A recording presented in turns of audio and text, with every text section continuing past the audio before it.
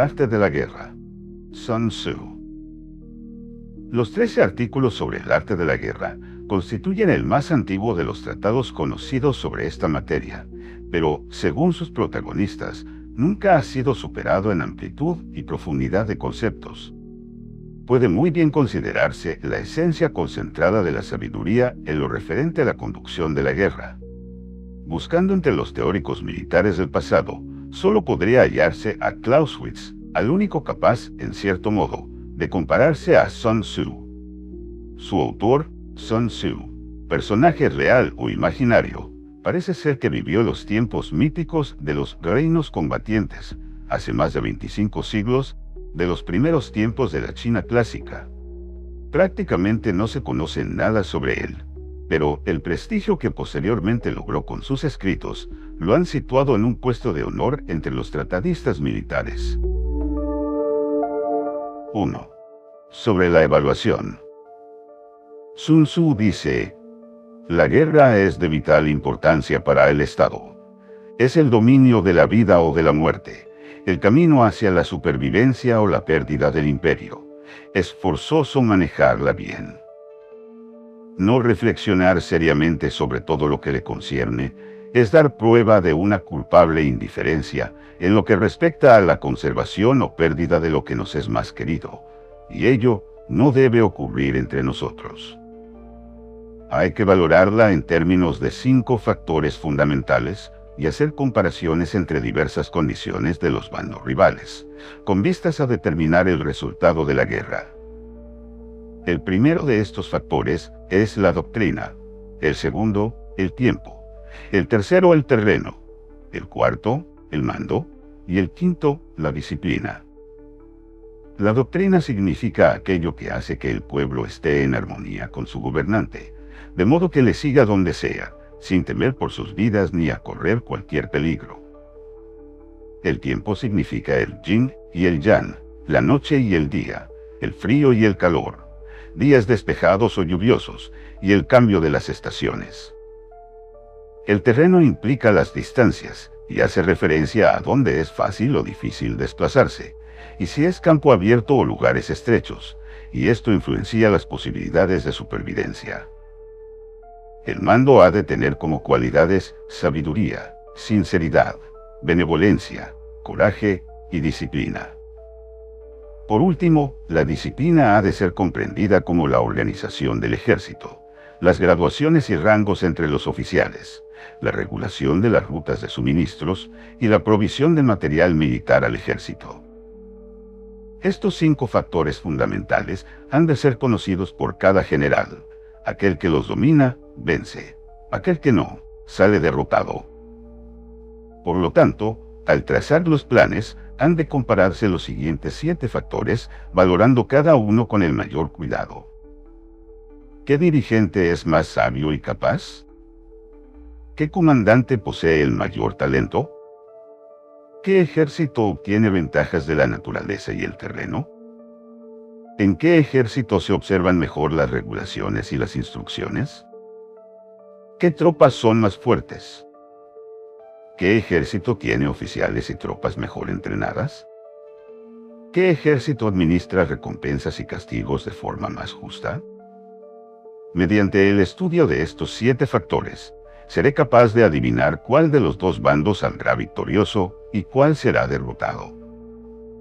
El general que siga mi consejo es seguro que vencerá. Ese general ha de ser mantenido al mando. Aquel que ignore mi consejo ciertamente será derrotado. Ese debe ser destituido.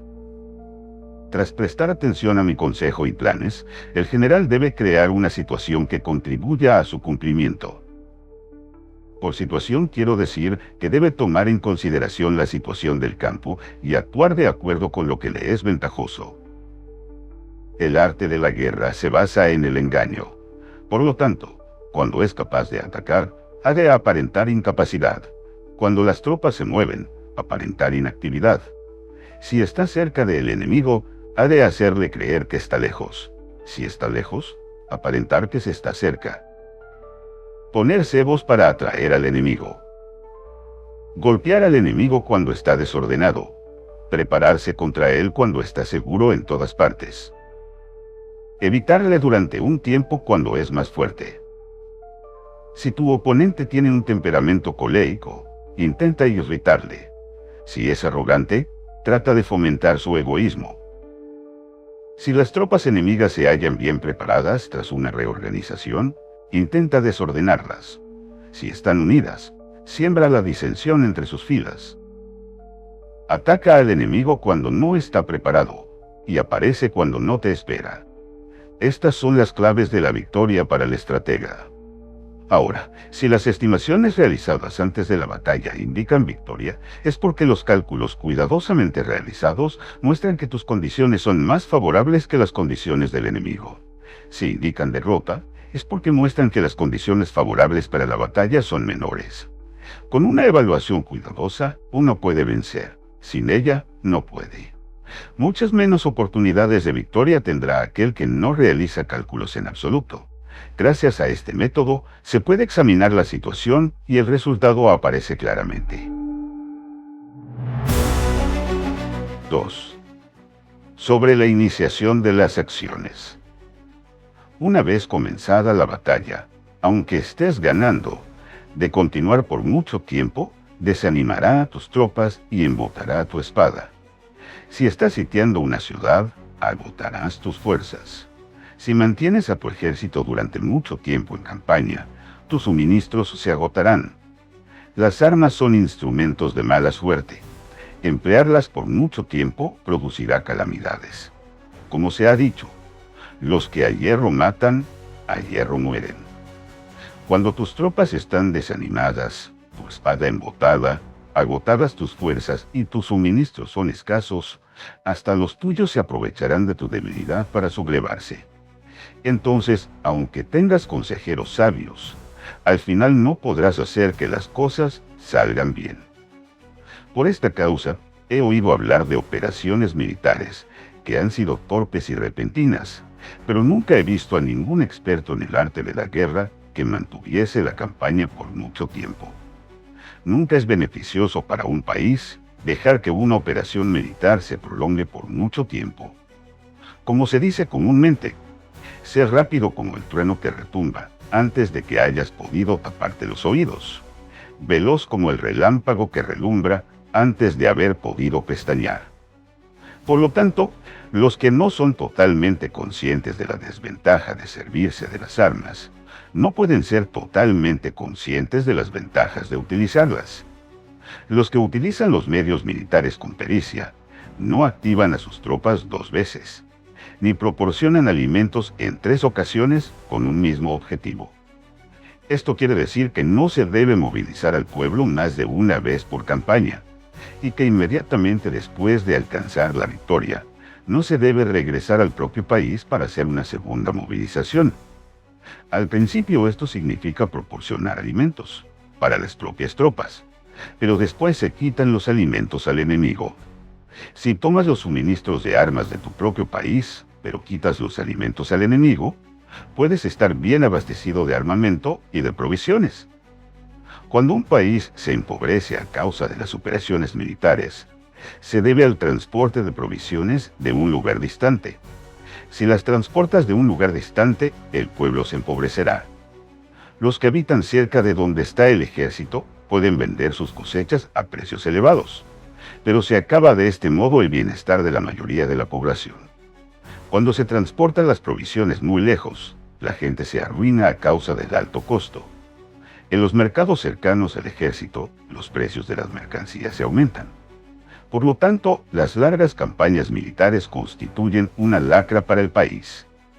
Cuando se agotan los recursos, los impuestos se recaudan bajo presión. Cuando el poder y los recursos se han agotado, se arruina el propio país. Se priva al pueblo de gran parte de su presupuesto, mientras que los gastos del gobierno para armamento se elevan. Los habitantes constituyen la base de un país. Los alimentos son la felicidad del pueblo. El príncipe debe respetar este hecho y ser sobrio y austero en sus gastos públicos. En consecuencia, un general inteligente lucha por desproveer al enemigo de sus alimentos. Cada porción de alimentos donados al enemigo equivale a 20 que te suministras a ti mismo. Así pues, lo que arrasa al enemigo es la imprudencia y la motivación de los tuyos en asumir los beneficios de los adversarios. Cuando recompenses a tus hombres con los beneficios que ostentaban los adversarios, los harás luchar por propia iniciativa, y así podrás tomar el poder y la influencia que tenía el enemigo. Es por esto por lo que se dice que donde hay grandes recompensas, hay hombres valientes. Por consiguiente, en una batalla de carros, recompensa primero al que tome al menos 10 carros. Si recompensas a todo el mundo, no habrá suficiente para todos. Así pues, ofrece una recompensa a un soldado para animar a todos los demás. Cambia sus colores. De los soldados enemigos hechos prisioneros, utilízalos mezclados con los tuyos. Trata bien a los soldados y préstales atención. Los soldados prisioneros deben ser bien tratados para conseguir que en el futuro luchen para ti. A esto se llama vencer al adversario e incrementar por añadidura tus propias fuerzas. Si utilizas al enemigo para derrotar al enemigo, serás poderoso en cualquier lugar a donde vayas. Así pues, lo más importante en una operación militar es la victoria y no la persistencia. Esta última no es beneficiosa. Un ejército es como el fuego. Si no lo apagas, se consumirá por sí mismo. Por lo tanto, sabemos que el que está a la cabeza del ejército está a cargo de las vidas de los habitantes y de la seguridad de la nación. 3. Sobre las proposiciones de la victoria y la derrota. Como regla general, es mejor conservar a un enemigo intacto que destruirlo. Capturar a sus soldados para conquistarlos y dominar a sus jefes. Un general decía: practica las artes marciales. Calcula la fuerza de tus adversarios. Haz que pierdan su ánimo y dirección. De manera que, aunque el ejército enemigo esté intacto, sea inservible. Esto es ganar sin violencia. Si destruyes al ejército enemigo y matas a sus generales, asaltas sus defensas disparando, reúnes a una muchedumbre y usurpas un territorio, todo esto es ganar por la fuerza. Por esto, los que ganan todas las batallas no son realmente profesionales. Los que consiguen que se rindan impotentes los ejércitos ajenos sin luchar, son los mejores maestros del arte de la guerra. Los guerreros superiores atacan mientras los enemigos están proyectando sus planes. Luego deshacen sus alianzas. Por eso, un gran emperador decía: el que lucha por la victoria frente a espadas desnudas no es un buen general. La peor táctica es atacar a una ciudad. Asediar, acorralar a una ciudad, solo se lleva a cabo como último recurso. Emplea no menos de 3 meses en preparar tus artefactos y otros 3 para coordinar los recursos para tu asedio. Nunca se debe atacar por cólera y con prisas. Es aconsejable tomarse tiempo en la planificación y coordinación del plan. Por lo tanto, un verdadero maestro de las artes marciales vence a otras fuerzas enemigas sin batalla, conquista otras ciudades sin asediarlas, y destruye a otros ejércitos sin emplear mucho tiempo. Un maestro experto en las artes marciales deshace los planes de los enemigos, estropea sus relaciones y alianzas, le corta los suministros o bloquea su camino, venciendo mediante estas tácticas sin necesidad de luchar. Es imprescindible luchar contra todas las facciones enemigas para obtener una victoria completa, de manera que su ejército no quede acuartelado y el beneficio sea total. Esta es la ley del asedio estratégico. La victoria completa se produce cuando el ejército no lucha, la ciudad no es asediada, la destrucción no se prolonga durante mucho tiempo, y en cada caso, el enemigo es vencido por el empleo de la estrategia. Así pues, la regla de la utilización de la fuerza es la siguiente: si tus fuerzas son 10 veces superiores a las del adversario, rodéalo. Si son 5 veces superiores, atácalo. Si son 2 veces superiores, divídelo. Si tus fuerzas son iguales en número, Lucha si te es posible. Si tus fuerzas son inferiores, mantente continuamente en guardia, pues el más pequeño fallo te acarrearía las peores consecuencias. Trata de mantenerte al abrigo, y evita en lo posible un enfrentamiento abierto con él. La prudencia y la firmeza de una pequeña cantidad de personas pueden llegar a cansar y a dominar incluso a numerosos ejércitos. Este consejo se aplica en los casos en que todos los factores son equivalentes. Si tus fuerzas están en orden, mientras que las suyas están inmersas en el caos. Si tú y tus fuerzas están con ánimo, y ellos desmoralizados, entonces, aunque sean más numerosos, puedes entrar en batalla. Si tus soldados, tus fuerzas, tu estrategia y tu valor son menores que las de tu adversario, entonces debes retirarte y buscar una salida. En consecuencia, si el bando más pequeño es obstinado, cae prisionero del bando más grande. Esto quiere decir que si un pequeño ejército no hace una valoración adecuada de su poder, y se atreve a enemistarse con una gran potencia, por mucho que su defensa sea firme, inevitablemente se convertirá en conquistado. Si no puedes ser fuerte, pero tampoco sabes ser débil, serás derrotado. Los generales son servidores del pueblo. Cuando su servicio es completo, el pueblo es fuerte. Cuando su servicio es defectuoso, el pueblo es débil. Así pues, existen tres maneras en las que un príncipe lleva al ejército al desastre. Cuando un príncipe, ignorando los hechos, ordena avanzar a sus ejércitos, o retirarse cuando no deben hacerlo, a esto se le llama inmovilizar al ejército. Cuando un príncipe ignora los asuntos militares, pero comparte en pie de igualdad el mando del ejército, los soldados acaban confusos. Cuando el príncipe ignora cómo llevar a cabo las maniobras militares, pero comparte por igual su dirección, los soldados están vacilantes. Una vez que los ejércitos están confusos y vacilantes, empiezan los problemas procedentes de los adversarios. A esto se le llama perder la victoria por trastornar el aspecto militar. Si intentas utilizar los métodos de un gobierno civil para dirigir una operación militar, la operación será confusa. Triunfan aquellos que saben cuándo luchar y cuándo no. Saben discernir cuándo utilizar muchas o pocas tropas. Tienen tropas cuyos rangos superiores e inferiores tienen el mismo objetivo. Se enfrentan con preparativos e enemigos desprevenidos. Tienen generales competentes y no limitados por sus gobiernos civiles. Estas son 5 las maneras de conocer al futuro vencedor. Hablar de que el príncipe sea el que da las órdenes en todo es como el general solicitarle permiso al príncipe para poder apagar un fuego. Para cuando sea autorizado, ya no quedan sino cenizas. Si conoces a los demás y te conoces a ti mismo, ni en 100 batallas correrás peligro. Si no conoces a los demás, pero te conoces a ti mismo, perderás una batalla y ganarás otra. Si no conoces a los demás, ni te conoces a ti mismo, correrás peligro en cada batalla.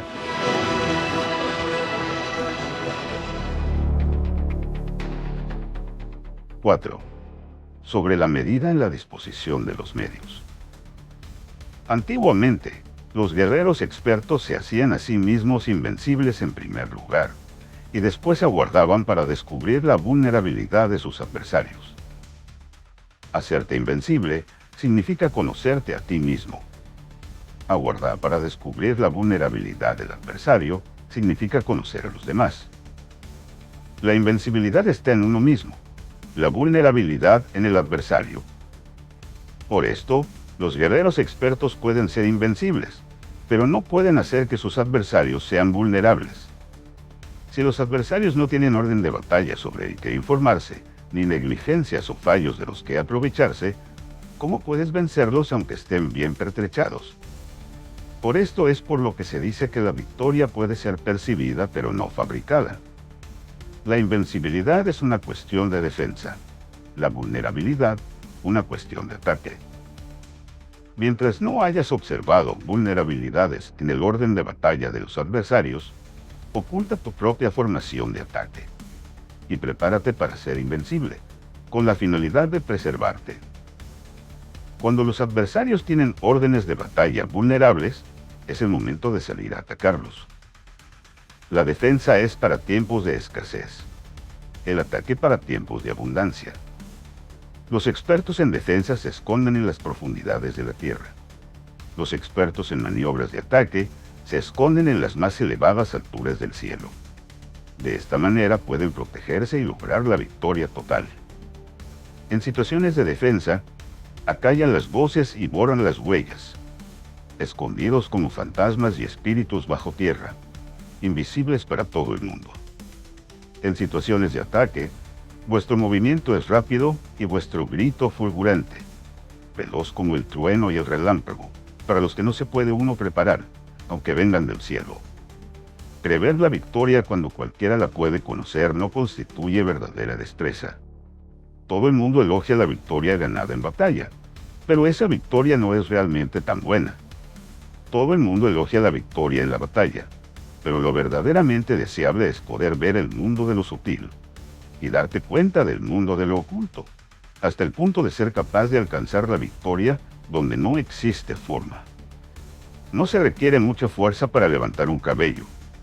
No es necesario tener una vista aguda para ver el sol y la luna, ni se necesita tener mucho oído para escuchar el retumbar del trueno. Lo que todo el mundo conoce no se llama sabiduría. La victoria sobre los demás obtenida por medio de la batalla no se considera una buena victoria. En la antigüedad, los que eran conocidos como buenos guerreros vencían cuando era fácil vencer. Si solo eres capaz de asegurar la victoria tras enfrentarte a un adversario en un conflicto armado, esa victoria es una dura victoria.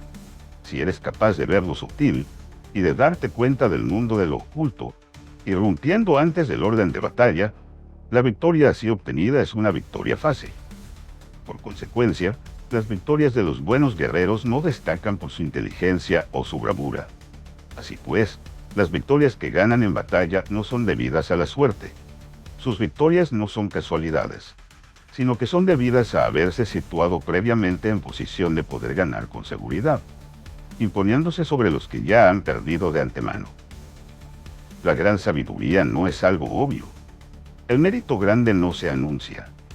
Cuando eres capaz de ver lo sutil, es fácil ganar. ¿Qué tiene esto que ver con la inteligencia o la bravura? Cuando se resuelven los problemas antes de que surjan, ¿quién llama a esto inteligencia? Cuando hay victorias sin batalla, ¿quién habla de bravura? Así pues, los buenos guerreros toman posición en un terreno en el que no pueden perder, y no pasan por alto las condiciones que hacen a su adversario proclive a la derrota. En consecuencia, un ejército victorioso gana primero y entabla la batalla después. Un ejército derrotado lucha primero e intenta obtener la victoria después. Esta es la diferencia entre los que tienen estrategia y los que no tienen planes premeditados. Los que utilizan bien las armas cultivan el camino y observan las leyes. Así pueden gobernar prevaleciendo sobre los corruptos. Servirse de la armonía para desvanecer la oposición. No atacar un ejército inocente. No hacer prisioneros o tomar botín por donde pase al ejército. No cortar los árboles ni contaminar los pozos. Limpiar y purificar los templos de las ciudades y montañas del camino que atraviesas. No repetir los errores de una civilización decadente. A todo esto se llama el camino y sus leyes. Cuando el ejército está estrictamente disciplinado, hasta el punto en que los soldados morirían antes que desobedecer las órdenes, y las recompensas y los castigos merecen confianza y están bien establecidos, cuando los jefes y oficiales son capaces de actuar de esta forma, pueden vencer a un príncipe enemigo corrupto. Las reglas militares son 5: medición, valoración, cálculo, comparación y victoria. El terreno da lugar a las mediciones, estas dan lugar a las valoraciones a los cálculos, estos a las comparaciones, y las comparaciones dan lugar a las victorias. Mediante las comparaciones de las dimensiones, puedes conocer dónde se halla la victoria o la derrota. En consecuencia, un ejército victorioso es como 1 kilo comparado con 1 gramo. Un ejército derrotado es como 1 gramo comparado con 1 kilo.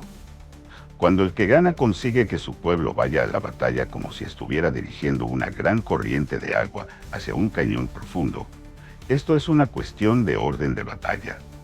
Cuando el agua se acumula en un cañón profundo, nadie puede medir su cantidad, lo mismo que nuestra defensa no muestra su forma. Cuando se suelta el agua, se precipita hacia abajo como un torrente, de manera tan irresistible como nuestro propio ataque.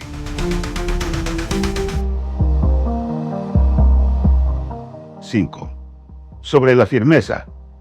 La fuerza es la energía acumulada o la que se percibe. Esto es muy cambiante. Los expertos son capaces de vencer al enemigo creando una percepción favorable en ellos, así obtener la victoria sin necesidad de ejercer su fuerza. Gobernar sobre muchas personas como si fueran poco es una cuestión de dividirlas en grupos o sectores. Es organización.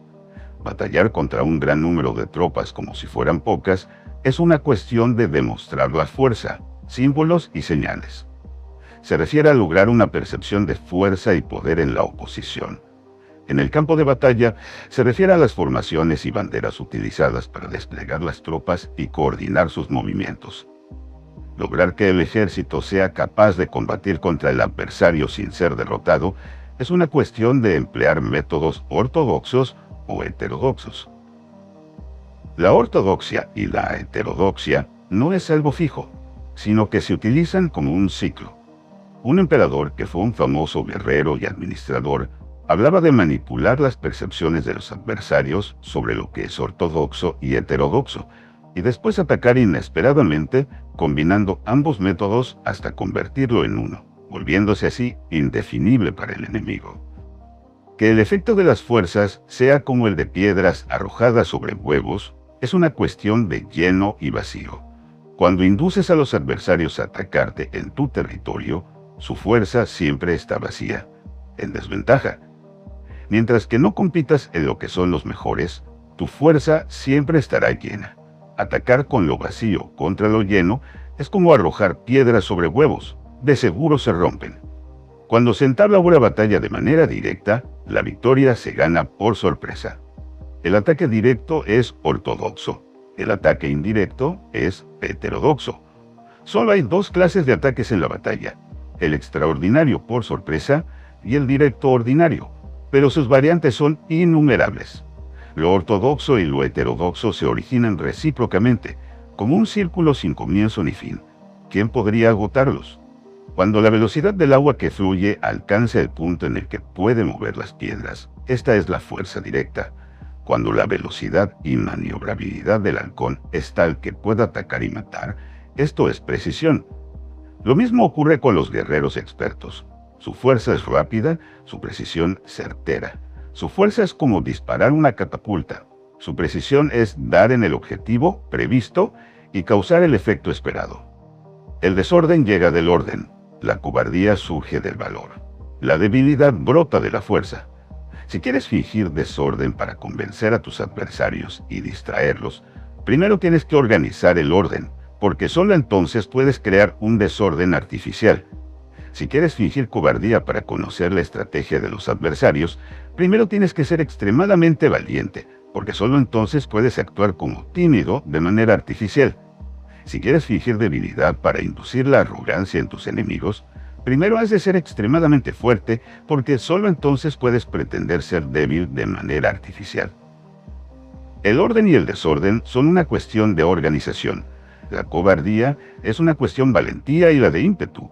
La fuerza y la debilidad son una cuestión de la formación en la batalla. Cuando un ejército tiene la fuerza del ímpetu, percepción, incluso el tímido se vuelve valiente. Cuando pierde la fuerza del ímpetu, incluso el valiente se convierte en tímido. Nada está fijo en las leyes de la guerra. Estas se desarrollan sobre la base del ímpetu. Con astucia se puede anticipar y lograr que los adversarios se convenzan a sí mismos cómo proceder y moverse. Les ayuda a caminar por el camino que les traza. Hace moverse a los enemigos con la perspectiva del triunfo, para que caigan en la emboscada. Los buenos guerreros buscan la efectividad en la batalla a partir de la fuerza del ímpetu. Y no dependen solo de la fuerza de sus soldados. Son capaces de escoger a la mejor gente. desplegarlos adecuadamente y dejar que la fuerza del ímpetu logre sus objetivos. Cuando hay entusiasmo, convicción, orden, organización, recursos, compromiso de los soldados, tienes la fuerza del ímpetu, y el tímido es valeroso. Así es posible asignar a los soldados por sus capacidades, habilidades y encomendarles deberes y responsabilidades adecuadas.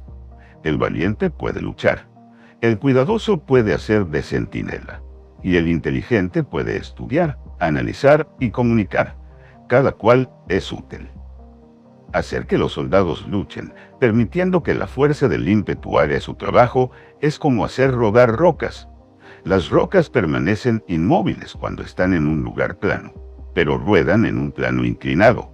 Se quedan fijas cuando son cuadradas, pero giran si son redondas. Por lo tanto, cuando se conduce a los hombres a la batalla con astucia, el impulso es como rocas redondas que se precipitan montaña abajo. Esta es la fuerza que produce la victoria.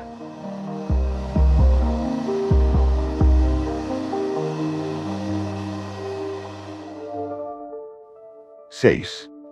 Sobre lo lleno y lo vacío. Los que anticipan, se preparan y llegan primero al campo de batalla y esperan al adversario, están en posición descansada. Los que llegan los últimos al campo de batalla, los que improvisan y entablan la lucha, quedan agotados. Los buenos guerreros hacen que los adversarios vengan a ellos, y de ningún modo se dejan atraer fuera de su fortaleza. Si haces que los adversarios vengan a ti para combatir, su fuerza estará siempre vacía. Si no sales a combatir, tu fuerza estará siempre llena.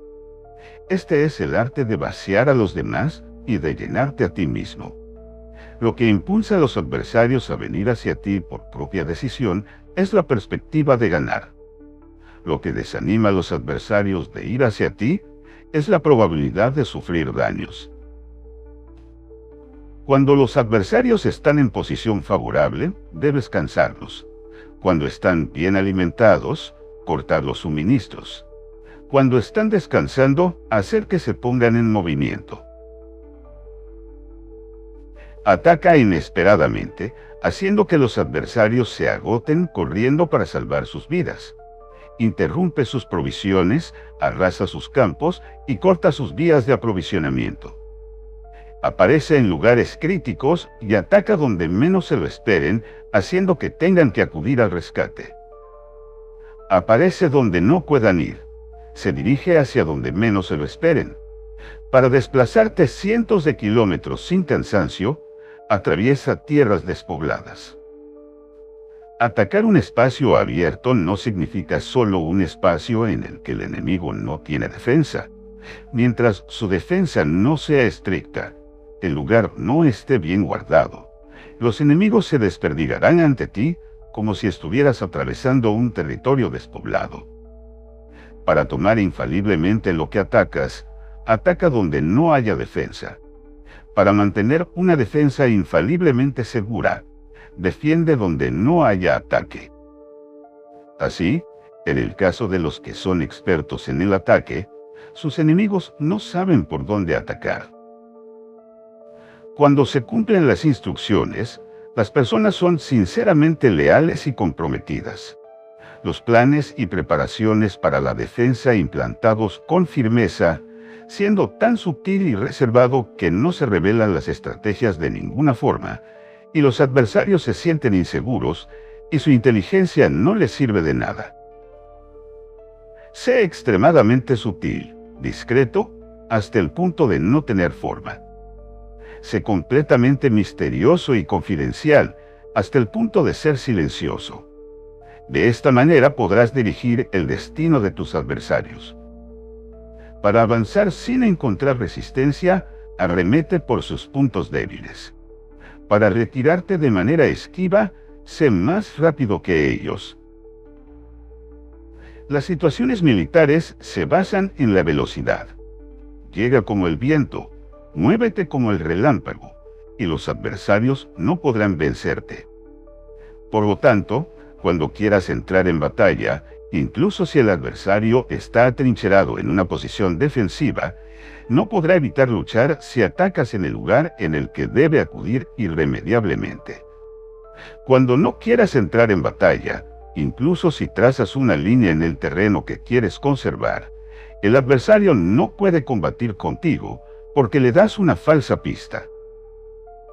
Esto significa que cuando los adversarios llegan para atacarte, no luchas con ellos, sino que estableces un cambio estratégico para confundirlos y llenarlos de incertidumbre. Por consiguiente, cuando induces a otros a efectuar una formación, mientras que tú mismo permaneces sin forma, estás concentrado, mientras que tu adversario está dividido. Haz que los adversarios vean como extraordinario lo que es ordinario para ti. Haz que vean como ordinario lo que es extraordinario para ti.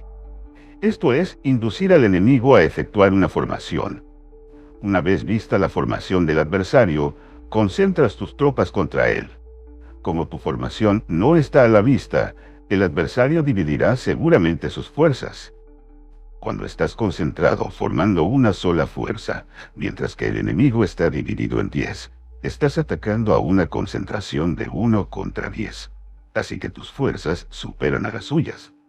Si puedes atacar a unos pocos soldados con muchos, diezmarás el número de tus adversarios. Cuando estás fuertemente atrincherado, te has hecho fuerte tras buenas barricadas, y no dejas filtrar ninguna información sobre tus fuerzas. Sal afuera sin información precisa, ataca y conquista de manera incontenible. No han de conocer dónde piensas librar la batalla, porque cuando no se conoce, el enemigo destaca muchos puestos de vigilancia, y en el momento en el que se establecen numerosos puestos, solo tienes que combatir contra pequeñas unidades. Así pues, cuando su vanguardia está preparada, su retaguardia es defectuosa, y cuando su retaguardia está preparada, su vanguardia presenta puntos débiles. Las preparaciones de su ala derecha significarán carencia en su ala izquierda. Las preparaciones por todas partes significará ser vulnerable por todas partes. Esto significa que cuando las tropas están de guardia en muchos lugares, están forzosamente desperdigadas en pequeñas unidades. Cuando se dispone de pocos soldados, se está a la defensiva contra el adversario. El que dispone de muchos hace que el enemigo tenga que defenderse. Cuantas más defensas induces a adoptar a tu enemigo, más debilitado quedará. Así, si conoces el lugar y la fecha de la batalla, puedes acudir a ella aunque estés a 1000 kilómetros de distancia. Si no conoces el lugar y la fecha de la batalla, entonces tu flanco izquierdo no puede salvar al derecho. Tu vanguardia no puede salvar a tu retaguardia, y tu retaguardia no puede salvar a tu vanguardia, ni siquiera en un territorio de unas pocas docenas de kilómetros. Si tienes muchas más tropas que los demás, ¿cómo puede ayudarte este factor para obtener la victoria? Si no conoces el lugar y la fecha de la batalla, aunque tus tropas sean más numerosas que las de ellos, ¿cómo puedes saber si vas a ganar o a perder? Así pues, se dice que la victoria puede ser creada. Si haces que los adversarios no sepan el lugar y la fecha de la batalla, siempre puedes vencer. Incluso si los enemigos son numerosos, puede hacerse que no entren en combate. Por tanto, haz tu valoración sobre ellos para averiguar sus planes y determinar qué estrategia puede tener éxito y cuál no. Incítalos a la acción para descubrir cuál es el esquema general de sus movimientos y descansa. Haz algo por o en contra de ellos para su atención, de manera que puedas atraer sus hábitos de comportamiento de ataque y de defensa. Indúcelos a adoptar formaciones específicas para conocer sus puntos flacos. Esto significa utilizar muchos métodos para confundir y perturbar al enemigo, con el objetivo de observar sus formas de respuesta hacia ti.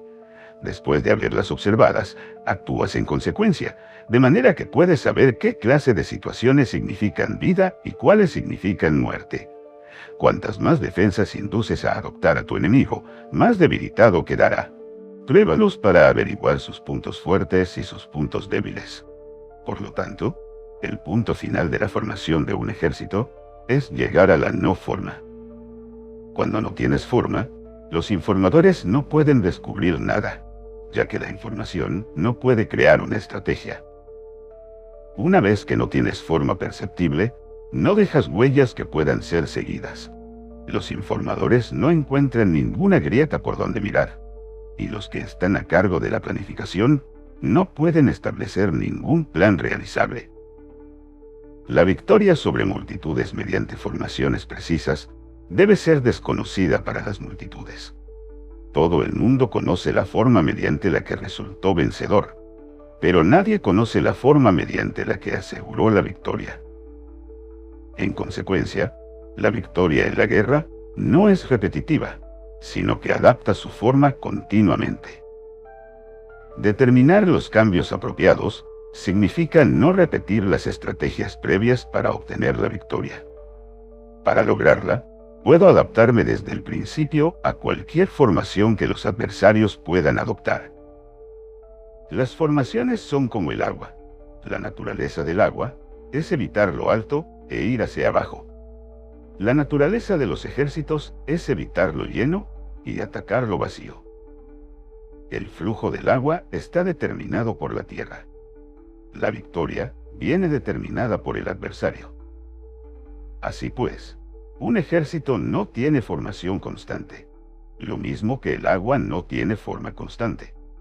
Se llama genio a la capacidad de obtener la victoria cambiando y adaptándose según el enemigo.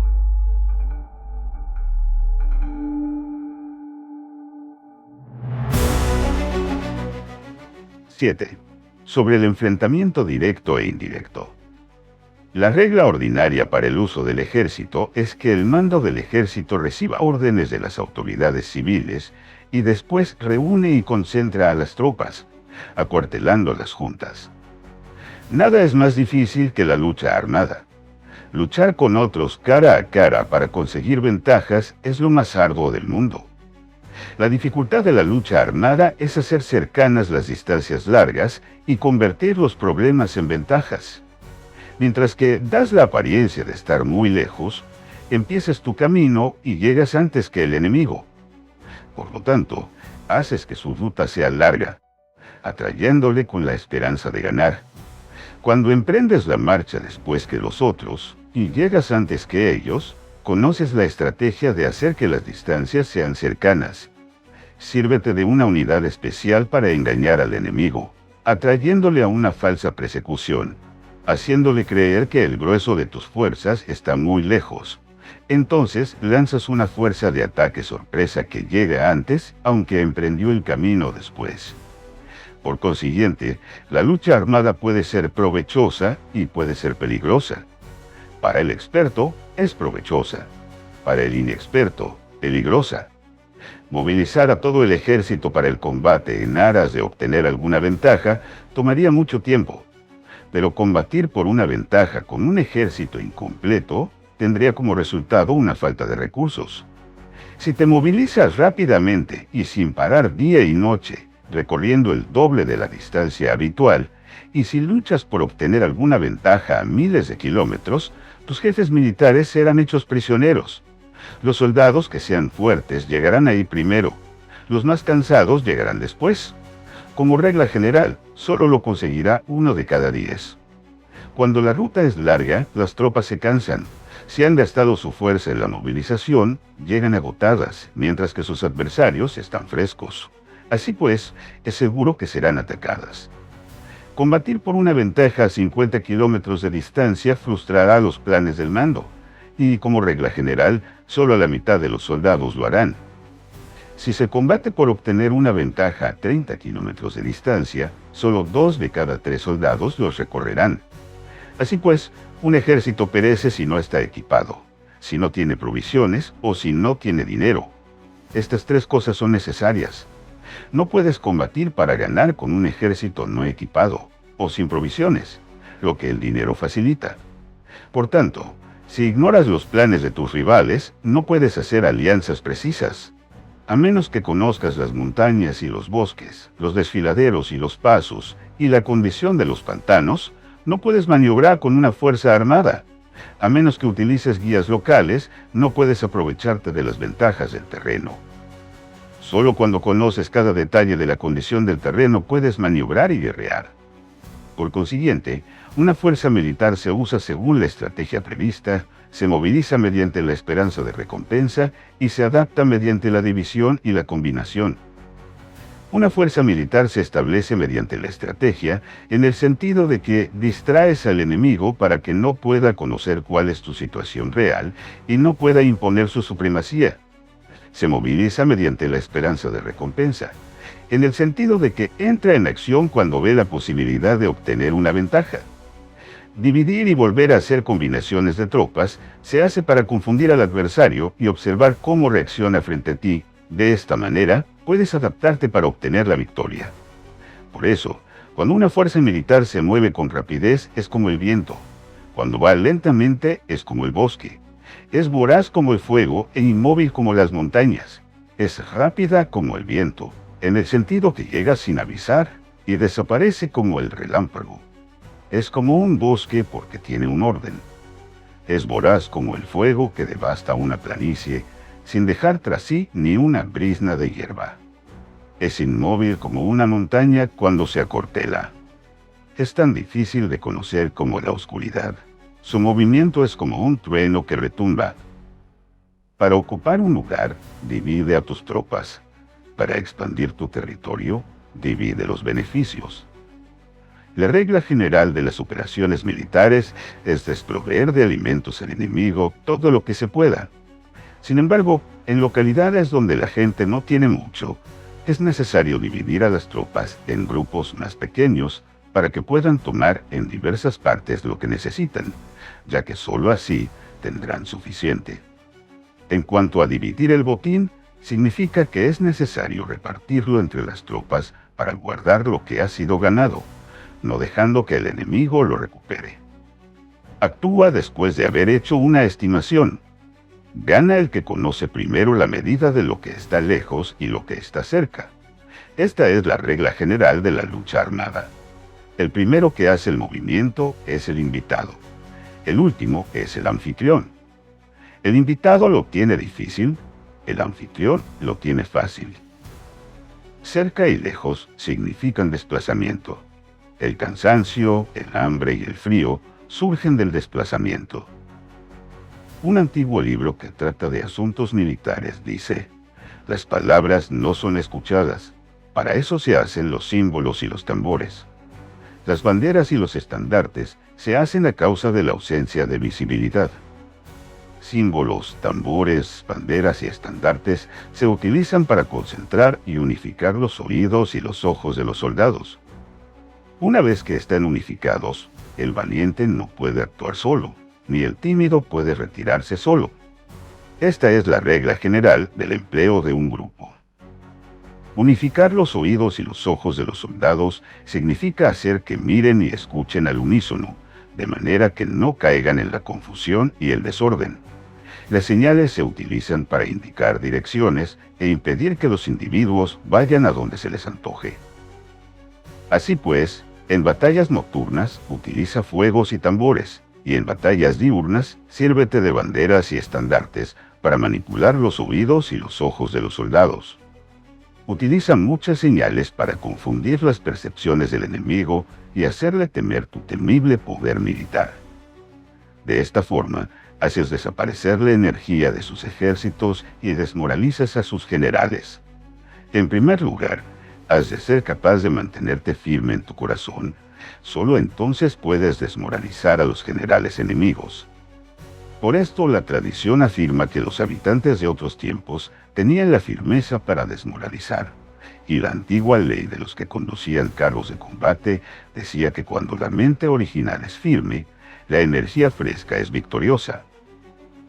De este modo, la energía de la mañana está llena de ardor. La del mediodía decae y la de la noche se retira. Por consiguiente, los expertos en el manejo de las armas prefieren la energía entusiasta, atacan la decadente y la de retirada. Son ellos quienes dominan la energía. Cualquier débil en el mundo se dispone a combatir en un minuto si se siente animado, pero cuando se trata realmente de tomar las armas y de entrar en batalla, es poseído por la energía, y cuando ésta se desvanece, se detendrá, estará asustado y se arrepentirá de haber comenzado. La razón por la que esa clase de ejércitos miran por encima del hombro a enemigos fuertes, lo mismo que miran a las doncellas vírgenes, es porque se están aprovechando de su agresividad, estimulada por cualquier causa. Utilizar el orden para enfrentarse contra el desorden. Utilizar la calma para enfrentarse con quienes se agitan. Esto es dominar el corazón. A menos que tu corazón esté totalmente abierto y tu mente en orden, no puedes esperar ser capaz de adaptarte a responder sin límites, a manejar los acontecimientos de manera infalible, a enfrentarte a dificultades graves e inesperadas sin turbarte, dirigiendo cada cosa sin confusión. Dominar la fuerza es esperar a los que vienen de lejos, aguardar con toda comodidad a los que se han fatigado y con el estómago saciado a los hambrientos. Esto es lo que se quiere decir cuando se habla de atraer a otros hacia donde estás, al tiempo que evitas ser inducido a ir hacia donde están ellos. Evitar la confrontación contra formaciones de combate bien ordenadas y no atacar grandes batallones constituye el dominio de la adaptación.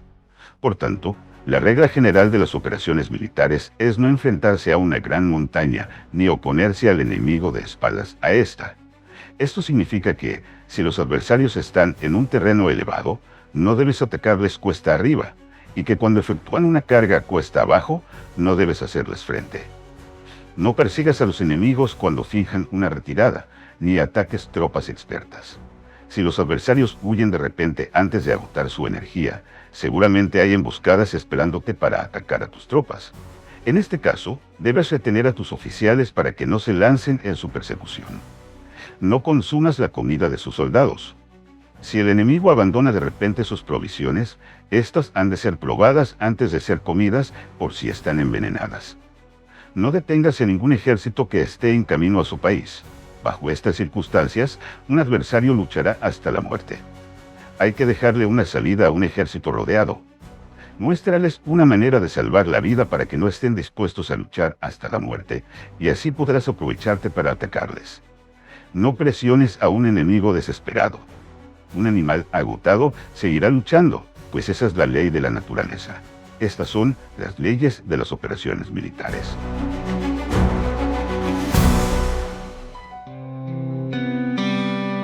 (8) Sobre los 9 cambios. Por lo general, las operaciones militares están bajo el del gobernante civil para dirigir al ejército.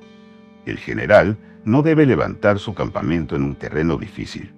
Deja que se establezcan relaciones diplomáticas en las fronteras. No permanezcas en un territorio árido ni aislado. Cuando te halles en un terreno cerrado, prepara alguna estrategia y muévete. Cuando te halles en un terreno mortal, lucha.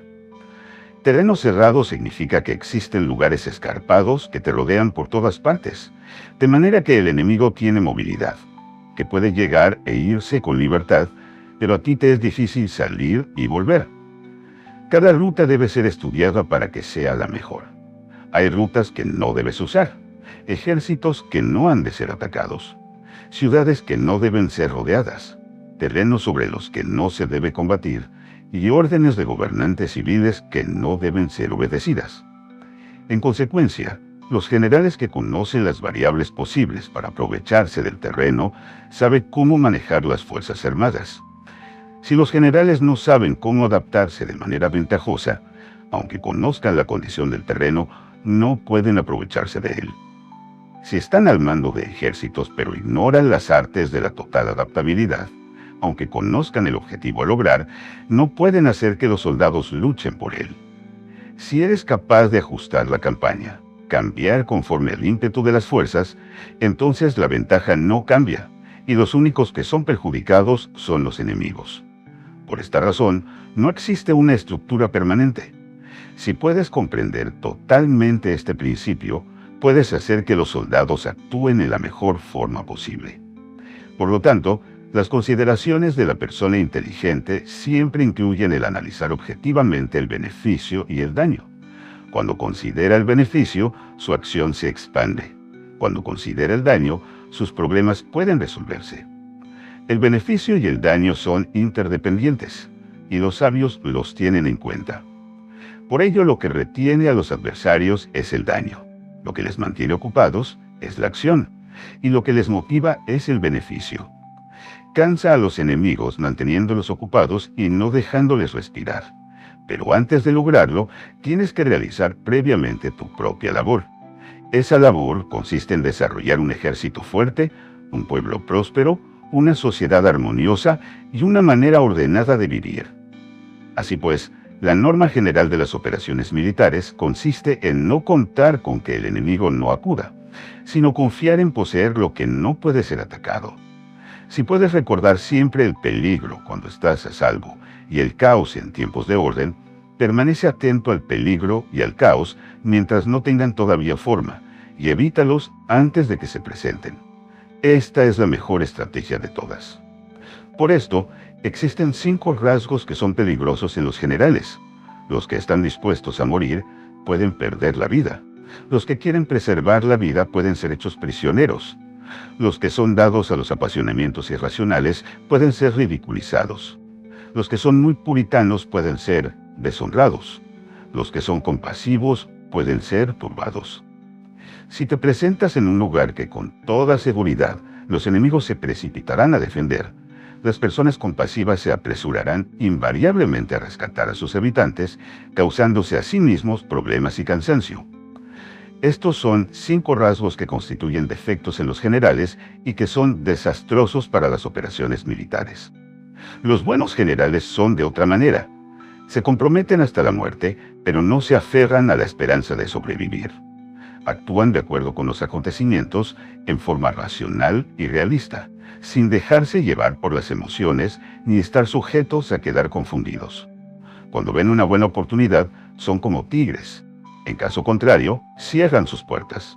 Su acción y su no acción son cuestiones de estrategia y no pueden ser complacidos ni enfadados.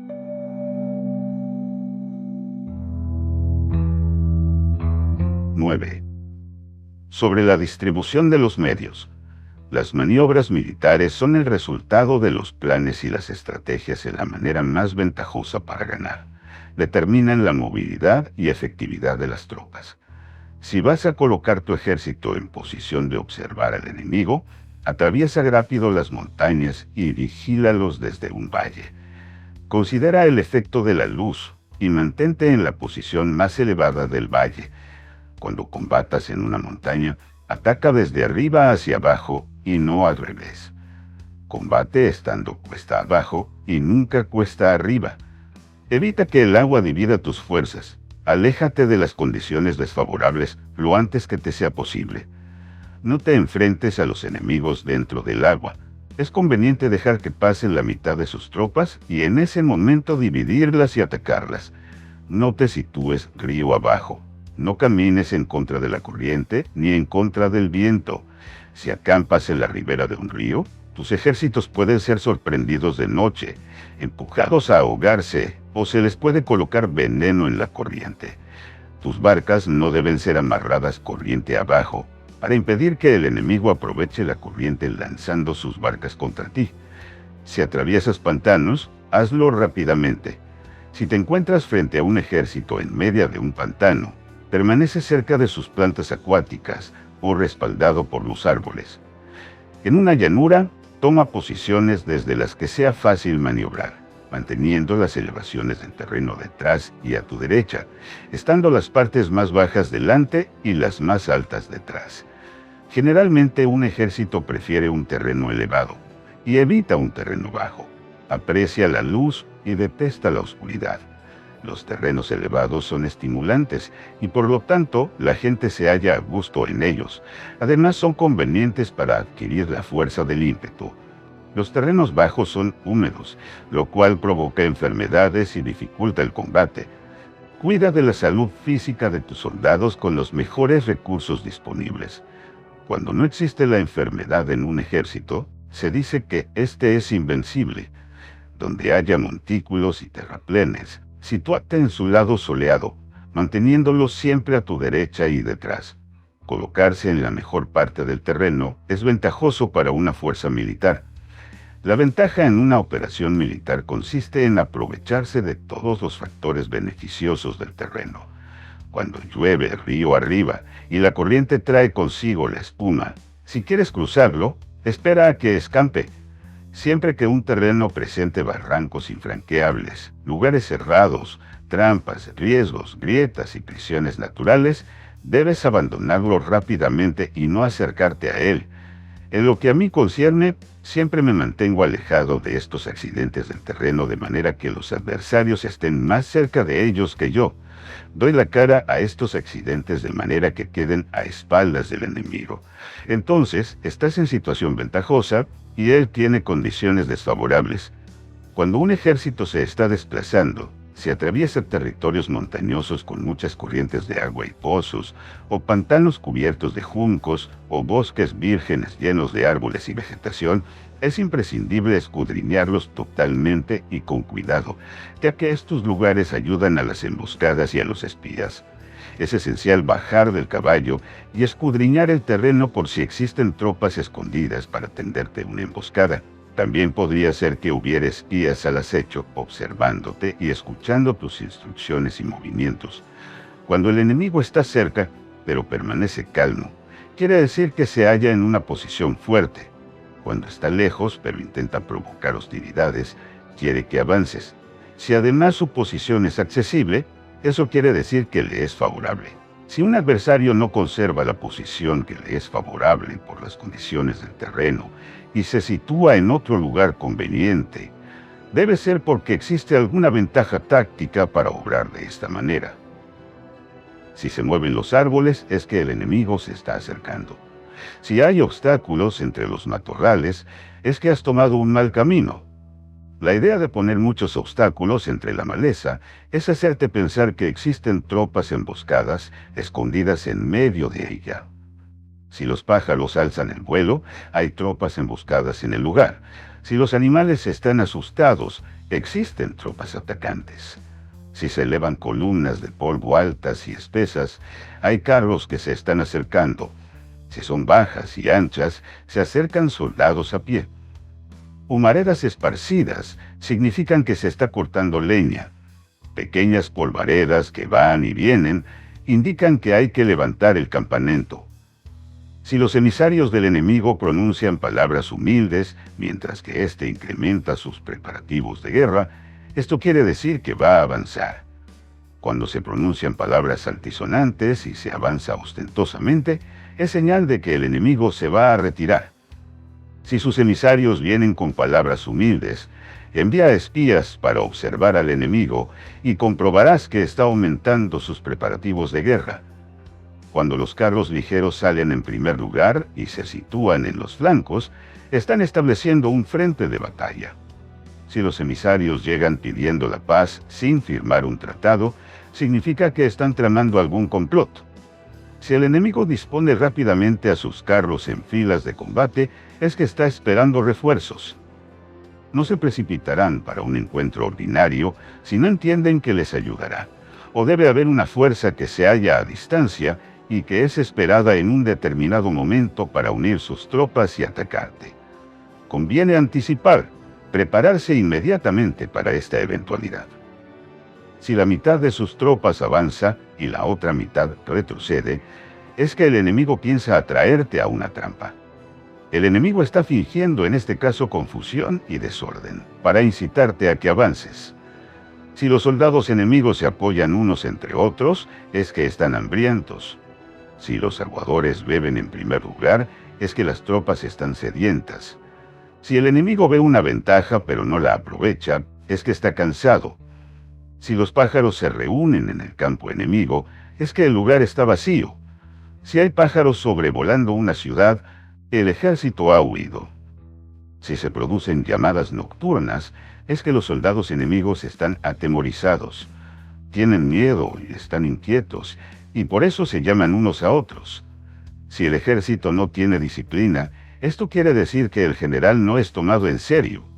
Si los estandartes se mueven, es que está sumido en la confusión. Las señales se utilizan para unificar el grupo. Así pues, si se desplaza de acá para allá sin orden ni concierto, significa que sus filas están confusas. Si sus emisarios muestran irritación, significa que están cansados. Si matan sus caballos para obtener carne, es que los soldados carecen de alimentos. Cuando no tienen marmitas y no vuelven a su campamento, son enemigos completamente desesperados. Si se producen murmuraciones, faltas de disciplina y los soldados hablan mucho entre sí, quiere decir que se ha perdido la lealtad de la tropa. Las murmuraciones describen la expresión de los verdaderos sentimientos. Las faltas de disciplina indican problemas con los superiores. Cuando el mando ha perdido la lealtad de la tropa, los soldados se hablan con franqueza entre sí sobre los problemas con sus superiores. Si se otorgan numerosas recompensas, es que el enemigo se halla en un callejón sin salida. Cuando se ordenan demasiados castigos, es que el enemigo está desesperado. Cuando la fuerza de su ímpetu está agotada, otorgan constantes recompensas para tener contentos a los soldados, para evitar que se rebelen en masa. Cuando los soldados están tan agotados que no pueden cumplir las órdenes, son castigados una y otra vez para restablecer la autoridad. Ser violento al principio y terminar después temiendo a los propios soldados es el colmo de la ineptitud. Los emisarios que acuden con actitud conciliatoria indican que el enemigo quiere una tregua. Si las tropas enemigas se enfrentan a ti con ardor, pero demoran el momento de entrar en combate sin abandonar no obstante el terreno, has de observarlos cuidadosamente. Están preparando un ataque por sorpresa. En asuntos militares, no es necesariamente más beneficioso ser superior en fuerzas, solo evitar actuar con violencia innecesaria. Es suficiente con consolidar tu poder, hacer estimaciones sobre el enemigo y conseguir reunir tropas. Eso es todo. El enemigo que actúa aisladamente, que carece de estrategia y que toma a la ligera a sus adversarios, inevitablemente acabará siendo derrotado. Si tu plan no contiene una estrategia de retirada o posterior al ataque, sino que confías exclusivamente en la fuerza de tus soldados, y tomas a la ligera a tus adversarios sin valorar su condición, con toda seguridad caerás prisionero. Si se castiga a los soldados antes de haber conseguido que sean leales al mando, no obedecerán, y si no obedecen, serán difíciles de emplear. Tampoco podrán ser empleados si no se lleva a cabo ningún castigo, incluso después de haber obtenido su lealtad. Cuando existe un sentimiento subterráneo de aprecio y confianza, y los corazones de los soldados están ya vinculados al mando, si se relaja la disciplina, los soldados se volverán arrogantes y será imposible emplearlos. Por lo tanto, dirígelos mediante el arte civilizado y unifícalos mediante las artes marciales. Esto significa una victoria continua. Arte civilizado significa humanidad, y artes marciales significan reglamentos. Mándalos con humanidad y benevolencia. Unifícalos de manera estricta y firme. Cuando la benevolencia y la firmeza son evidentes, es posible estar seguro de la victoria. Cuando las órdenes se dan de manera clara, sencilla y consecuente a las tropas, éstas las aceptan. Cuando las órdenes son confusas, contradictorias y cambiantes, las tropas no las aceptan o no las entienden. Cuando las órdenes son razonables, justas, sencillas, claras y consecuentes, existe una satisfacción recíproca entre el líder y el grupo.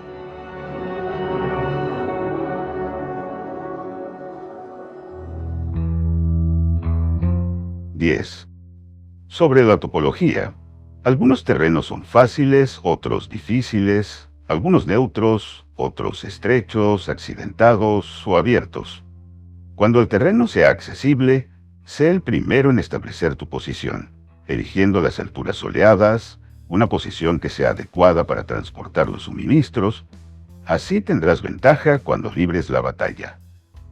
Cuando estés en un terreno difícil de salir, estás limitado. En este terreno, si tu enemigo no está preparado, puedes vencer si sigues adelante. Pero si el enemigo está preparado y sigues adelante, tendrás muchas dificultades para volver de nuevo a él, lo cual jugará en contra tuya. Cuando es un terreno desfavorable para ambos bandos, se dice que es un terreno neutro. En un terreno neutro, incluso si el adversario te ofrece una ventaja, no te aproveches de ella. Retírate, induciendo a salir a la mitad de las tropas enemigas, y entonces cae sobre él, aprovechándote de esta condición favorable. En un terreno estrecho, si eres el primero en llegar, debes ocuparlo totalmente y esperar al adversario. Si él llega antes, no lo persigas y bloquea a los desfiladeros. Persíguelos solo si no los bloquea. En terreno accidentado, si eres el primero en llegar, debes ocupar sus puntos altos y soleados y esperar al adversario. Si éste los ha ocupado antes, retírate y no lo persigas. En un terreno abierto, la fuerza del ímpetu se encuentra igualada y es difícil provocarle a combatir de manera desventajosa para él. Entender estas 6 clases de terreno es la responsabilidad principal del general, y es imprescindible considerarlos. Estas son las configuraciones del terreno. Los generales que las ignoran salen derrotados. Así pues, entre las tropas están las que huyen, las que se retraen, las que se derrumban, las que se rebelan y las que son derrotadas. Ninguna de estas circunstancias constituyen desastres naturales, sino que son debidas a los errores de los generales. Las tropas que tienen el mismo ímpetu, pero que atacan en proporción de 1 contra 10, salen derrotadas. Los que tienen tropas fuertes, pero cuyos oficiales son débiles, quedan retraídos. Los que tienen soldados débiles al mando de oficiales fuertes, se verán en apuros. Cuando los oficiales superiores están encolerizados y son violentos, y se enfrentan al enemigo por su cuenta y por despecho, y cuando los generales ignoran sus capacidades, el ejército se desmoronará. Como norma general, para poder vencer al enemigo, todo el mando militar debe tener una sola intención, y todas las fuerzas militares deben cooperar. Cuando los generales son viejos y carecen de autoridad, cuando las órdenes no son claras, cuando oficiales y soldados no tienen solidez y las formaciones son anárquicas, se produce revuelta. Los generales que son derrotados son aquellos que son incapaces de calibrar a los adversarios, entran en combate con fuerzas superiores en número o mejor equipadas, y no seleccionan a sus tropas según los niveles de preparación de las mismas. Si empleas soldados sin seleccionar a los preparados de los no preparados, a los arrojados y a los timoratos, te estás buscando tu propia derrota. Estas son las 6 maneras de ser derrotado. La comprensión de estas situaciones es la responsabilidad suprema de los generales y deben ser consideradas. La primera es no calibrar el número de fuerzas. La segunda, la ausencia de un sistema claro de recompensas y castigos. La tercera, la insuficiencia de entrenamiento. La cuarta es la pasión irracional. La quinta es la ineficacia de la ley del orden. Y la sexta es el fallo de no seleccionar a los soldados fuertes y resueltos. La configuración del terreno puede ser un apoyo para el ejército. Para los jefes militares, el curso de la acción adecuada es calibrar al adversario para asegurar la victoria y calcular los riesgos y las distancias. Salen vencedores los que libran batallas conociendo estos elementos. Salen derrotados los que luchan ignorándolos.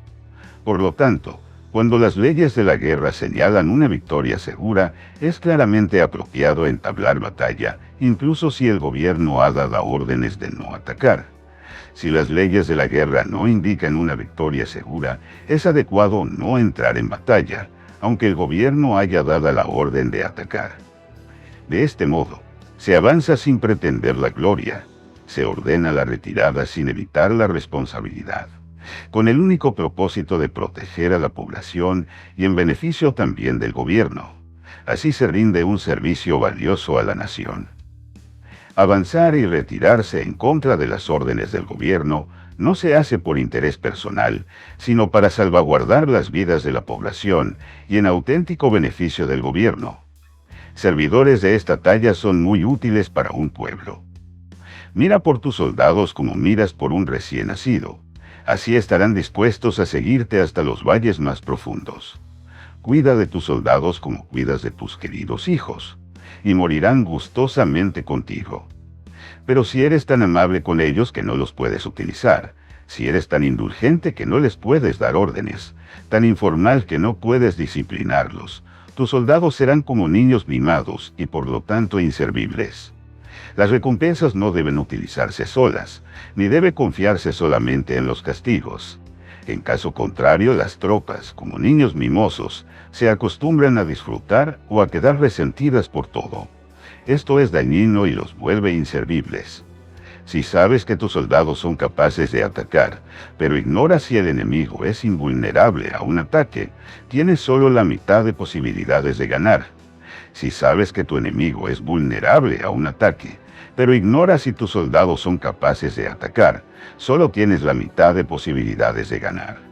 Si sabes que el enemigo es vulnerable a un ataque y tus soldados pueden llevarlo a cabo, pero ignoras si la condición del terreno es favorable para la batalla, tienes la mitad de probabilidades de vencer. Por lo tanto, los que conocen las artes marciales no pierden el tiempo cuando efectúan sus movimientos, ni se agotan cuando atacan. Debido a esto se dice que cuando te conoces a ti mismo y conoces a los demás, la victoria no es un peligro. Cuando conoces el cielo y la tierra, la victoria es inagotable.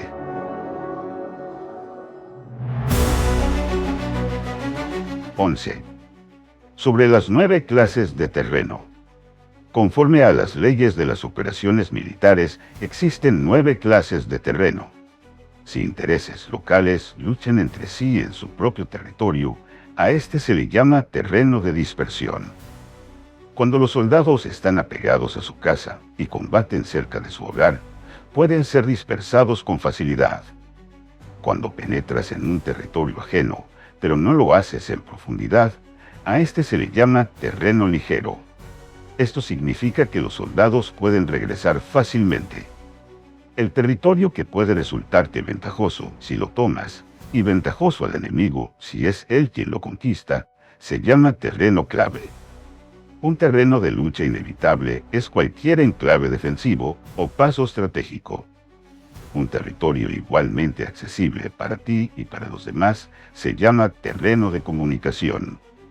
El territorio que está rodeado por 3 territorios rivales, y es el primero en proporcionar libre acceso a él a todo el mundo, se llama terreno de intersección.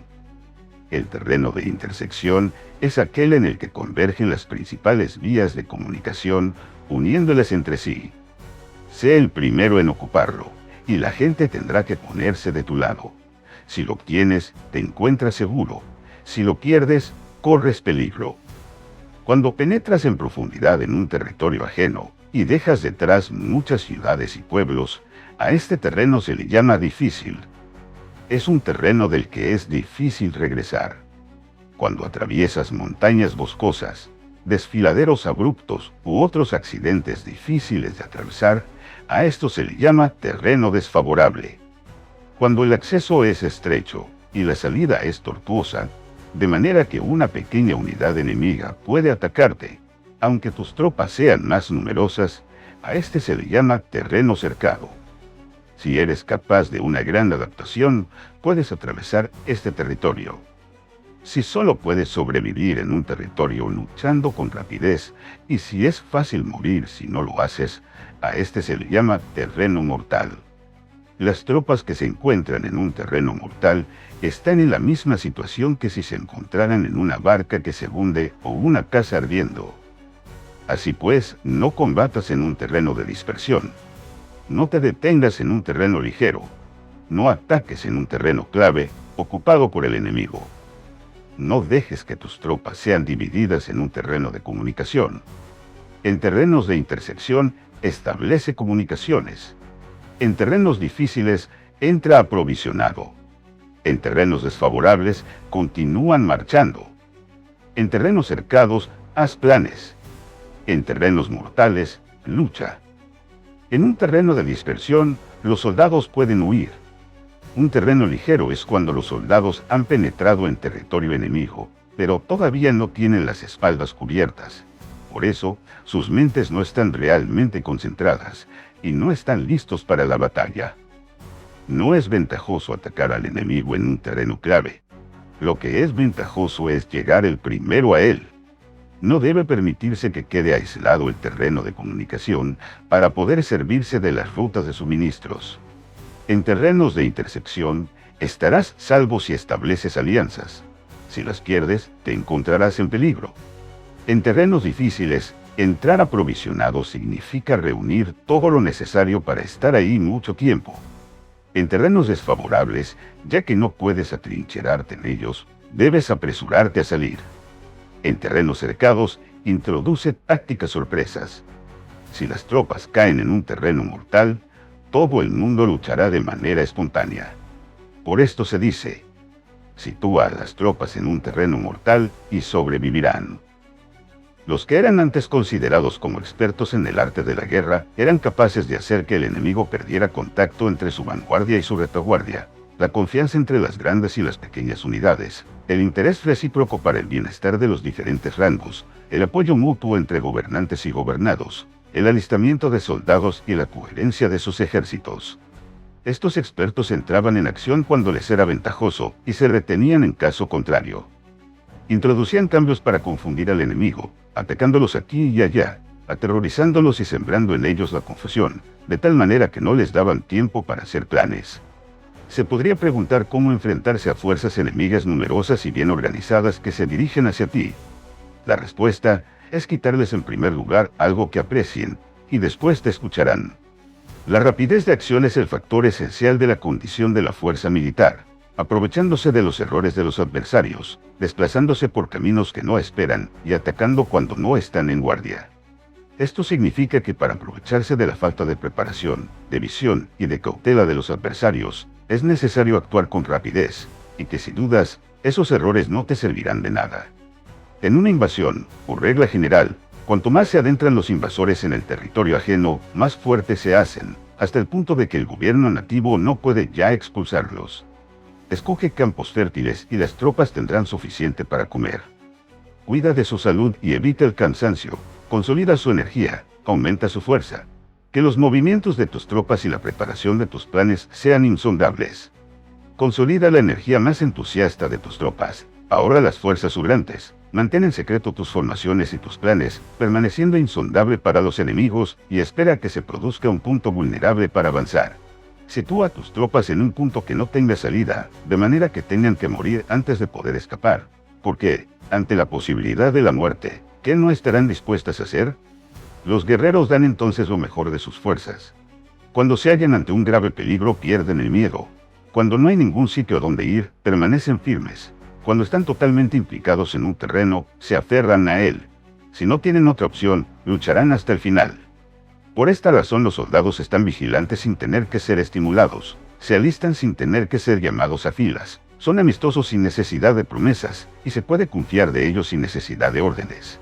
Esto significa que cuando los combatientes se encuentran en peligro de muerte, sea cual sea su rango, todos tienen el mismo objetivo, y por lo tanto, están alertas sin necesidad de ser estimulados, tienen buena voluntad de manera espontánea y sin necesidad de recibir órdenes, y puede confiarse de manera natural en ellos sin promesas ni necesidad de jerarquía. Prohíbe los augurios para evitar las dudas, y los soldados nunca te abandonarán. Si tus soldados no tienen riquezas, no es porque las desdeñen. Si no tienen más longevidad, no es porque no quieran vivir más tiempo. El día en que se da la orden de marcha, los soldados lloran. Así pues, una operación militar preparada con pericia debe ser como una serpiente veloz que contraataca con su cola cuando alguien la ataca por la cabeza, contraataca con la cabeza cuando alguien la ataca por la cola, y contraataca con cabeza y cola cuando alguien la ataca por el medio. Esta imagen representa el método de una línea de batalla que responde velozmente cuando es atacada. Un manual de 8 formaciones clásicas de batalla dice: haz del frente la retaguardia, haz de la retaguardia el frente, con 4 cabezas y 8 colas.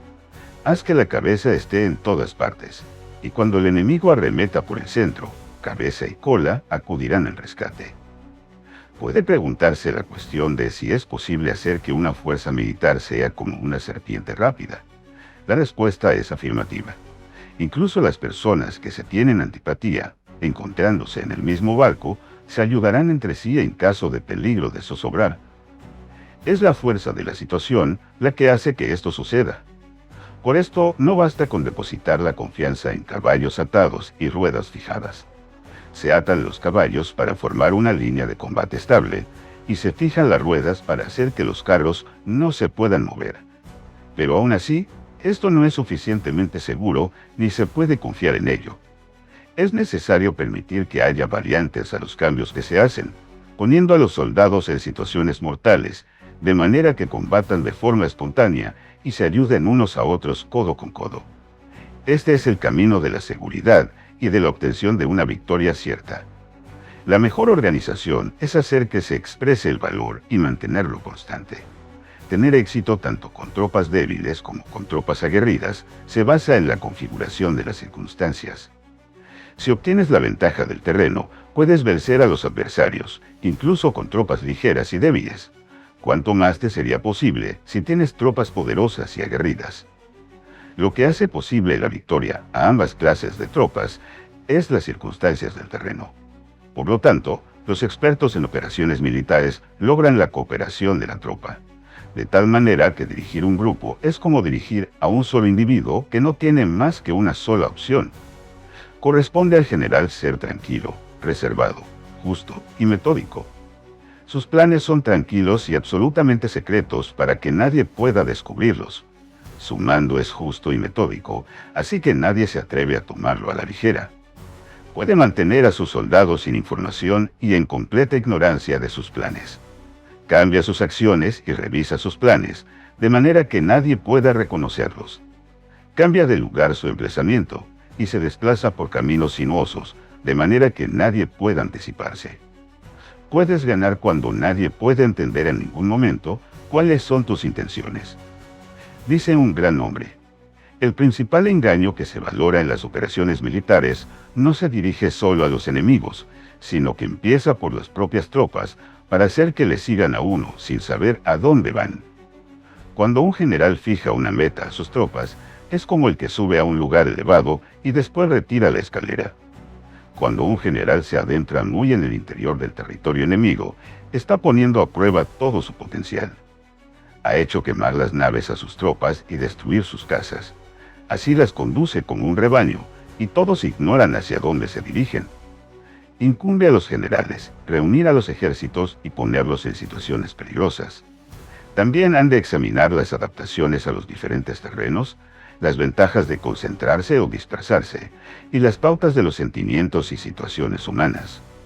Cuando se habla de ventajas y desventajas de la concentración y la dispersión, quiere decir que las pautas de los comportamientos humanos cambian según los diferentes tipos de terreno. En general, la pauta general de los invasores es unirse cuando están en el corazón del territorio enemigo, pero tienden a dispersarse cuando están en las franjas fronterizas. Cuando dejas tu territorio y atraviesas la frontera en una operación militar, te hallas en un terreno aislado. Cuando es accesible desde todos los puntos, es un terreno de comunicación.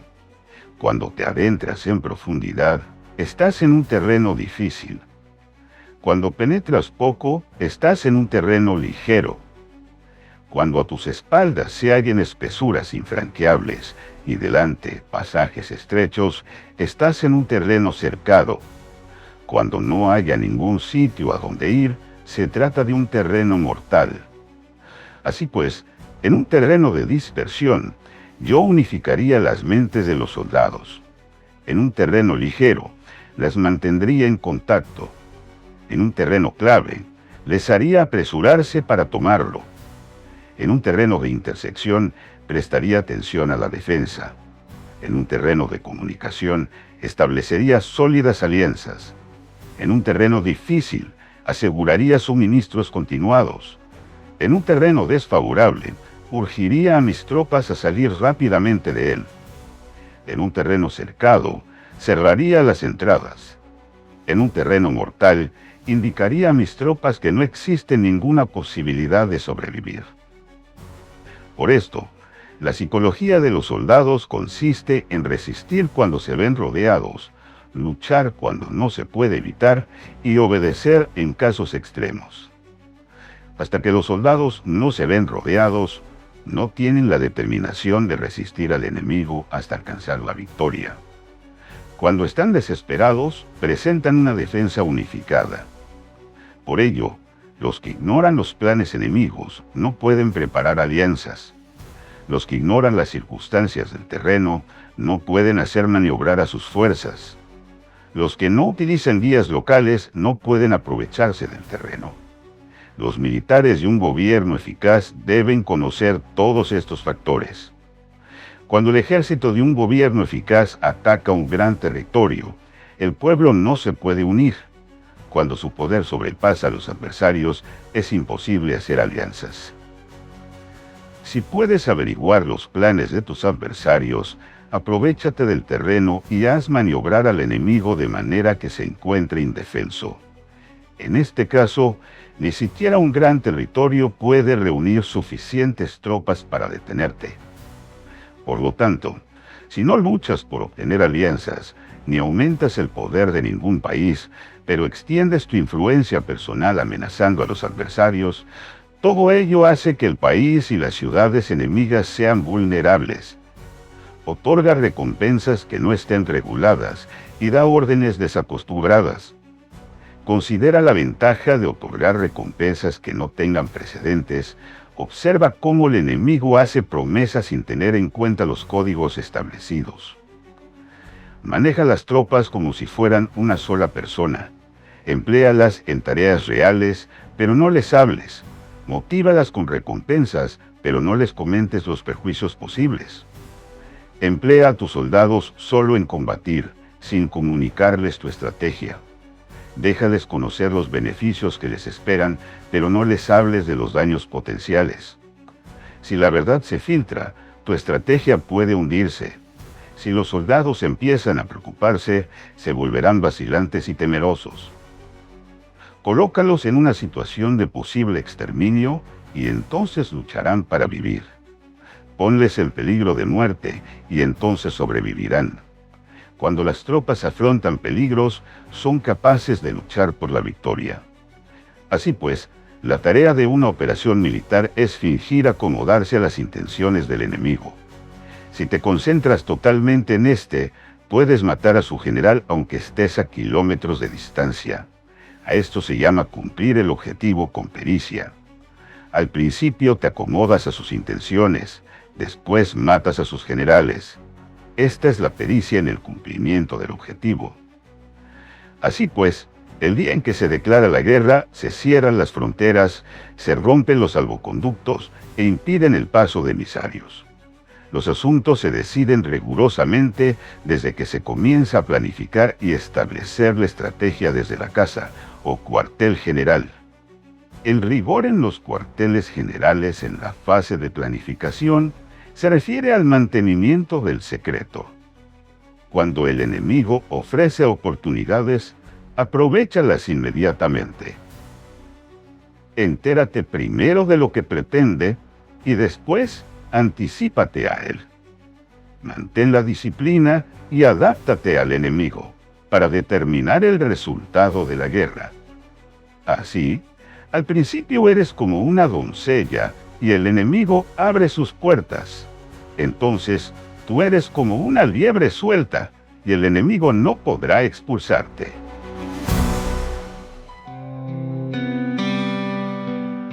12. Sobre el arte de atacar por el fuego. Existen 5 clases de ataques mediante el fuego: quemar a las personas, quemar los suministros, quemar al equipo, quemar los almacenes y quemar las armas. El uso del fuego tiene que tener una base y exige ciertos medios. Existen momentos adecuados para encender fuegos, concretamente cuando el tiempo es seco y ventoso. Normalmente, en ataques mediante el fuego, es imprescindible seguir los cambios producidos por este. Cuando el fuego está dentro del campamento enemigo, prepárate rápidamente desde fuera. Si los soldados se mantienen en calma cuando el fuego se ha declarado, espera y no ataques. Cuando el fuego alcance su punto álgido, síguelo si puedes. Si no, espera. En general, el fuego se utiliza para sembrar la confusión en el enemigo y así poder atacarle. Cuando el fuego puede ser prendido en campo abierto, no esperes hacerlo en su interior. Hazlo cuando sea oportuno. Cuando el fuego sea atizado por el viento, no ataques en dirección contraria a este. No es eficaz luchar contra el ímpetu del fuego, porque el enemigo luchará en este caso hasta la muerte. Si ha soplado el viento durante el día, a la noche amainará. Un viento diurno cesará al anochecer. Un viento nocturno cesará al amanecer. Los ejércitos han de saber que existen variantes de las 5 clases de ataques mediante el fuego y adaptarse a estas de manera racional. No basta saber cómo atacar a los demás con el fuego, es necesario saber cómo impedir que los demás te ataquen a ti. Así pues, la utilización del fuego para apoyar un ataque significa claridad. y la utilización del agua para apoyar un ataque significa fuerza. El agua puede incomunicar, pero no puede arrasar. El agua puede utilizarse para dividir a un ejército enemigo de manera que su fuerza se desuna y la tuya se fortalezca. Ganar combatiendo o llevar a cabo un asedio victorioso sin recompensar a los que han hecho méritos trae mala fortuna y se hace merecedor de ser llamado avaro. Por eso se dice que un gobierno esclarecido lo tiene en cuenta y un buen mando militar recompensa el mérito. No moviliza sus tropas cuando no hay ventajas que obtener, ni actúa cuando no hay nada que ganar, ni luchan cuando no existe peligro. Las armas son instrumentos de mal augurio, y la guerra es un asunto peligroso. Es indispensable impedir una derrota desastrosa, y por lo tanto no vale la pena movilizar un ejército por razones insignificantes. Las armas solo deben utilizarse cuando no existe otro remedio. Un gobierno no debe movilizar un ejército por ira, y los jefes militares no deben provocar la guerra por cólera. Actúa cuando sea beneficioso. En caso contrario, desiste. La ira puede convertirse en alegría y la cólera puede convertirse en placer. Pero un pueblo destruido no puede hacérsele renacer, y la muerte no puede convertirse en vida. En consecuencia, un gobierno esclarecido presta atención a todo esto y un buen mando militar lo tiene en cuenta. Esta es la manera de mantener a la nación a salvo y de conservar intacto a su ejército. 13. Sobre la concordia y la discordia. Una operación militar significa un gran esfuerzo para el pueblo, y la guerra puede durar muchos años para obtener una victoria de un día. Así pues, fallar en conocer la situación de los adversarios por economizar en aprobar gastos para investigar y estudiar a la oposición es extremadamente inhumano, y no es típico de un buen jefe militar, de un consejero de gobierno, ni de un gobernante victorioso. Por lo tanto, lo que posibilita a un gobierno inteligente y a un mando militar sabio vencer a los demás y lograr triunfos extraordinarios con esa información esencial. La información previa no puede obtenerse de fantasmas ni espíritus, ni se puede tener por analogía, ni descubrir mediante cálculos. Debe obtenerse de personas que conozcan la situación del adversario. Existen 5 clases de espías: el espía nativo, el espía interno, el doble agente, el espía liquidable y el espía flotante. Cuando están activos todos ellos, nadie conoce sus rutas. A esto se le llama genio organizativo, y se aplica al gobernante. Los espías nativos se contratan entre los habitantes de una localidad. Los espías internos se contratan entre los funcionarios enemigos. Los agentes dobles se contratan entre los espías enemigos. Los espías liquidables transmiten falsos datos a los espías enemigos. Los espías flotantes vuelven para traer sus informes. Entre los funcionarios del régimen enemigo se hallan aquellos con los que se puede establecer contacto y a los que se puede sobornar para averiguar la situación de su país y descubrir cualquier plan que se trame contra ti. También pueden ser utilizados para crear desavenencias y desarmonía. En consecuencia, nadie en las Fuerzas Armadas es tratado con tanta familiaridad como los espías, ni a nadie se le otorgan recompensas tan grandes como a ellos. Ni hay asunto más secreto que el espionaje. Si no se trata bien a los espías, pueden convertirse en renegados y trabajar para el enemigo. No se pueden utilizar a los espías sin sagacidad y conocimiento. No puede uno servirse de espías sin humanidad y justicia. No puede obtenerse la verdad de los espías sin sutileza. Ciertamente es un asunto muy delicado. Los espías son útiles en todas partes. Cada asunto requiere un conocimiento previo. Si algún asunto de espionaje se divulga antes de que el espía haya informado, este y el que lo haya divulgado deben eliminarse. Siempre que quieras atacar a un ejército, asediar una ciudad o atacar a una persona, has de conocer previamente la identidad de los generales que la defienden, de sus aliados, sus visitantes, sus centinelas y de sus criados. Así pues, haz que tus espías averigüen todo sobre ellos, siempre que vayas a atacar y a combatir. Debes conocer primero los talentos de los servidores del enemigo, y así puedes enfrentarte a ellos según sus capacidades. Debes buscar a agentes enemigos que hayan venido a espiarte, sobornarlos e inducirlos a pasarse a tu lado, para poder utilizarlos como agentes dobles.